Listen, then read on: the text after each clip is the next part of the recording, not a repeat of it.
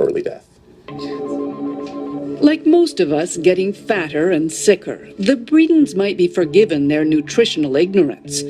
But the food industry has known and discussed links between processed food and disease for decades.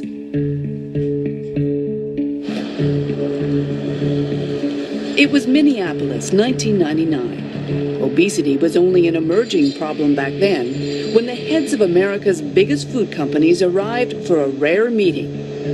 Among them, the heads of Kraft, Nabisco, Nestle, Coca-Cola, and General Mills.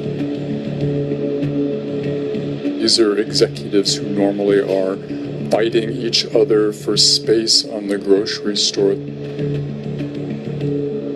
They don't get together very often, but in '99 they got together to talk about obesity. Reporter and author Michael Moss. He described the Minneapolis meeting in his best-selling book. And they had been pulled together by a cabal of insiders within the industry who had increasingly become concerned about both the industry's responsibility for and culpability for being blamed for obesity. They gathered at the Pillsbury Company headquarters, 31st floor. The message they got was uncompromising. And it was delivered by two of their own. Michael Mudd, a top executive at Kraft, and Jim Hill, a leading nutrition researcher. In a slide presentation obtained by the Fifth Estate, the two men gave it to the bosses straight. A national epidemic. There were too many warnings, Mudd told them, before drawing a parallel designed to make them uncomfortable. Tobacco companies had recently settled a massive lawsuit in face of evidence their product caused disease. Did the food industry, he asked, want to be next? If anyone in the food industry ever doubted there was a slippery slope out there, I imagine they're beginning to experience a distinct sliding sensation right about now.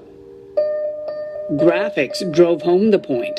Maps showing obesity rates rising and spreading across the country like a rash. What are the health implications of all this? Studies show that obese individuals are at a higher risk of developing chronic diseases, such as diabetes, heart disease, hypertension, and cancer. Topping the list of contributing factors, the ubiquity of inexpensive, good-tasting, supersized, energy-dense foods. In other words, the very foods the CEOs were in charge of selling. The two men were hoping for money to study the link between food and obesity. Instead, they got a tongue lashing, starting with Stephen Sanger, the head of General Mills. He was rather furious at Mudd for bringing this to them and blaming them for this. And his defense was, look, we already offer consumers a choice. If they want low-fat this or low-sugar that, we have those products in the grocery store. We feel we're already being responsible both to consumers from a health perspective, but also to Wall Street. In other words, they didn't want to know. Now, it's one thing to silence troublesome voices in their own companies. Michael Mudd eventually left the food industry out of frustration.